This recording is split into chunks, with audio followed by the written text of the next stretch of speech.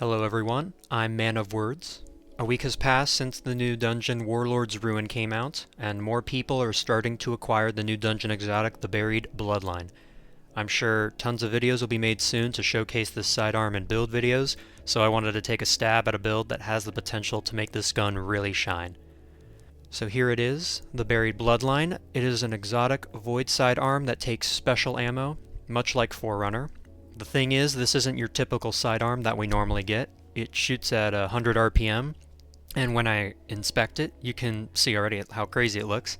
And you see it's got a launcher barrel right here, hard launch, which is typically found on grenade launchers, and it has a velocity stat. So this tells us that this gun shoots projectiles, not bullets, which means there'll be travel time when shooting this gun. Luckily, the projectiles track from the first part of the intrinsic trait, Hungering Quarrel, double fires tracking bolts. From what I've gathered, when aiming down sights with this sidearm and the reticle shifts from green to red when aiming at your target, your shots will track. The range of the tracking can go upwards of somewhere in the ballpark of 50 meters. Anything past that, the bolts won't hit your target. I mean, 50 meters is still pretty damn good for a sidearm, and I can only imagine the trouble this will stir in PvP in the right hands. But I'm not focusing on the PvP aspect of this sidearm right now. The second part of the intrinsic states landing bolts leeches health from the target. This is the equivalent of the Vindication Origin trait found on Vanguard weapons, which grants a small chunk of health on kill. This provides that chunk on hit, which is nice. Now let's look at one of the other weapon perks, Violent Reanimation. Multiple final blows with this weapon grant Devour to the wielder. This is what makes the gun so special. Essentially means get 3 kills in a reasonable span of time with the weapon, instantly get Devour for free.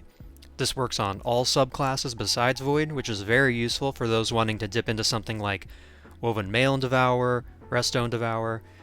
Devour recently had a change done at the beginning of this season. It no longer heals you fully on kill unless you have the Echo of Starvation fragment.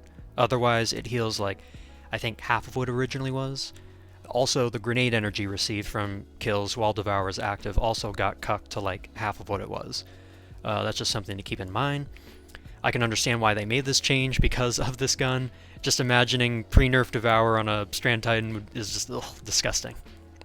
The Catalyst plays a big part in this build, which reads Split Vein Lineage. While Devour is active, this weapon weakens on hit. This is very, very good. While you have Devour, which, trust me, with this build you will always have, the sidearm is weakening everything it touches by 15%. This offers a much more simplified alternative to weakened targets that doesn't require a -20 hindrance to your discipline from Echo of Undermining. It makes killing your targets easier, it makes it easier for your fire team if they're shooting what you're shooting. Weaken is great, solid catalyst. So this exotic has a lot going for it. Definitely one of the more unique sidearms we have gotten. And when I was thinking about what exotic armor piece to pair with this, my immediate thought was to go straight to Gear Falcons and give it volatile rounds. While that is a great option for playlist activities or legend content, it isn't super useful when heading towards master content. It helps out with ad clear slightly, but the damage just wasn't enough.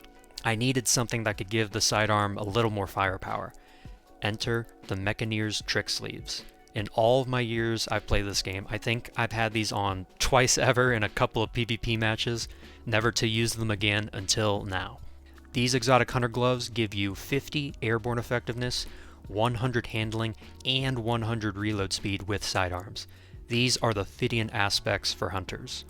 Additionally, when your shields are broken and you swap to a sidearm, you'll get a buff on the left side of the screen called Trick Sleeves, which fully reloads your sidearm and gives it 100% bonus damage, double damage essentially. This effect is great until you find out that the bonus only lasted for 5 seconds, and it starts to count down the moment you start healing up or damage something. But now, in a recent change that they've added to the exotic arms, while this effect is active, sidearm final blows reload the weapon and extend the effect's duration. Kills extend the duration by 3 seconds up to a maximum of 5. So if you get low, switch to a sidearm, and then start slaying, you can keep that buff up as long as there are adds to kill, dealing double damage, never having to reload. This change is so nice for PvE, and it gives sidearms a fighting chance in level-capped content. These exotic gauntlets make the buried bloodline hit like a truck after each trigger pull, as you can see in the background gameplay. I'm in a master lost sector capped at minus 20 power, and I'm still putting in work against these champs. Yeah, this thing cooks. So we have our exotic armor of choice for our exotic sidearm. All that's left is to pick the subclass. I can definitely see the benefits of running this sidearm on something like Strand or Stasis to add a layer of survivability and grenade energy on kills that the subclass normally wouldn't get. However, I went with Void to fully lean into the Void utility that the sidearm provides, and this will further enhance its capabilities. What's great about this build is that there is room to change things. If you think there are better options, you can definitely run them. I'm going to cover what are the essentials that make up this build first. Aspects, Vanishing Step. When you dodge, you go invis, no question, you gotta have that. Stylish Executioner. Defeating a weakened, suppressed, or volatile target grants invis with True Sight. This aspect works really, really well with the Buried Bloodline's Catalyst, because you're weakening everything you shoot while you have Devour, which will make you go invis right after, and grants True Sight, which makes it really easy to see where all of your targets are if they're behind cover, and it can help you reposition after seeing where all your potential targets might be. You can chain kills back to back to keep yourself practically always invis if you wanted to. It's great. For fragments, the first one we'll want is Echo of Starvation. Picking up a Void Breach or an Orb of Power grants Devour. This allows our Devourer to fully heal us instead of partially, and allows us to benefit from Void Breaches as well, which give us class ability energy when we collect them. And we will be spawning a ton of these Void Breaches with the help of another fragment I will explain soon. Next fragment that is vital to this build is Echo of Vigilance. Defeating a target while your shields are depleted grants you a temporary Void Overshield. This is super helpful and adds a layer of survivability when you're trying to proc Trick Sleeves at low health. Our third fragment is Echo of Harvest. Defeating a weakened target creates an Orb of Power and Void Breach. As mentioned before, we get Devour, our sidearm weakens on hit, everything we kill with it will be dropping orbs. There is a hidden cooldown timer on how many times you can proc this. I think it's once every 8 seconds or something like that, but it can stack with other orb generating mods like Siphons and Reaper. So if you time it right, you can get 2 to 3 orbs to drop from one kill. And finally, the fourth fragment. This can be interchanged. I was rocking Echo of Instability to give my Void weapons volatile rounds and retain some of that Gear Falcon's identity, but I've started to like using Echo of Persistence because we are benefiting from all the keywords that this fragment has. Invis, Overshield thanks to Echo of Vigilance, and Devour. This fragment extends the duration of all those buffs by an extra 5 seconds or something like that. It's not required, but I can see myself using this over other fragments in something like a GM to stay invis longer if I needed to go res someone who's in a dicey spot, for instance. But that's just me. If you wanted to run volatile rounds, go for it. That covers the essential, that what makes up this build. As far as the rest, I'll go over it real quick. Super really doesn't matter. You can use whatever you want. I chose Deadfall. Dodges, I've used both, and it really doesn't matter with this build. Gambler does not do much for the melee because we can weaken with our sidearm already, and Marksman's kind of redundant because we can auto reload with Trick Sleeves and get 100 reload from them. So pick whatever you want. We only have one melee, obviously. Grenade, use whatever. I like Vortex and Scatter. And now for the armor mods. On the helmet, I have on a Harmonic Siphon to generate orbs of power from double kills with Void weapons, and 2 special ammo finder bricks. You can change out one of the ammo finders for something else if you wanted, like dynamo or heavy ammo. I just chose to have 2 for special just to get more ammo back for the sidearm. Arms, I have on Bolstering Detonation to get back some class ability energy on a grenade hit, Impact Induction to get grenade energy when I tag people with a melee, and Firepower to generate an Orb of Power on a grenade kill. Chest, you can use whatever resistance mods you want, depends on the activity.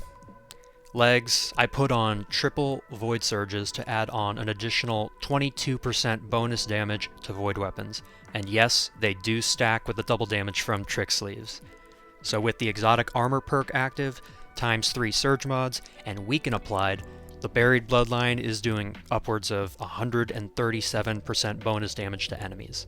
Lastly, on the class item, I have Reaper, which generates an orb of power on a weapon kill after I dodge, Bomber to give us grenade energy when we dodge, and Time Dilation to make those Void Surge mods last a bit longer. Stat-wise, you want to try and get Tier 10 Resil, and then as much mobility and as much discipline as you can in that order. Weapon pairings I would suggest for this build would be a kinetic sidearm. Since we have a sidearm that takes special ammo, we might as well use a primary one as well. What's great about this is you can get low, swap to one sidearm, get the kill to extend the timer, then swap to your other sidearm, and the buff won't go away. I opted to use a buzzard with overflow and kinetic tremors. Otherwise, you could use a champion stunning weapon, depending on the activity. This season we have overload, auto rifle, unstoppable hand cannon, I believe. This season we also have anti-barrier sidearms, which are some of the more common champion types to come across, so Buried Bloodline will make short work of those. For the heavy slot, given how many orbs we will be generating from this build, I strongly recommend either a rocket or heavy GL that has the perk Explosive Light, which grants a stack of increased damage when picking up an orb of power, capping out at 6 stacks, 7 if it's enhanced, and it consumes 1 stack per shot. Rockets get a 25% bonus damage per stack, and heavy GLs get 60%. I chose to have on the Regnant, so I can benefit from the Void Surge mods. Keep in mind, I created this build in Season 23, so the seasonal artifact does not benefit this build at all, with the exception of anti-barrier sidearms and solo operative. And I wasn't even using solo operative actually in the Lost Sector gameplay, I forgot to put it on. Plus, none of the gameplay had any Void or Sidearm Surge modifiers. Despite all of that, this build still clears through level capped content like it's nothing. One thing I will say about this build is the playstyle is kind of like reverse Lucky Pants, if that makes sense. You're swapping to your sidearm to get the bonus damage, but you need to be in critical health range in order for it to work. When I was playtesting and actively trying to almost die to proc the perk, it felt kinda awkward because there'd be moments I want to get low and I'll just flat out die. I had better results when I wasn't actively trying to proc the perk all the time and instead play like normal, and when I got to that critical range, I could dodge, go invis, switch to my sidearm safely, and then get a kill to then snowball from there. With this build, you have a Void crossbow sidearm thing, people are calling it a crossbow these days, dealing double damage, never reloading, constantly proccing Devour, weakening everything you touch, going invis after almost every kill, all while generating so many orbs and void breaches to feed into ability loops. And that, essentially, is the build. Make sure to like, comment, or share this video if you enjoyed it. I'd love more people to know about this and see what they can come up with.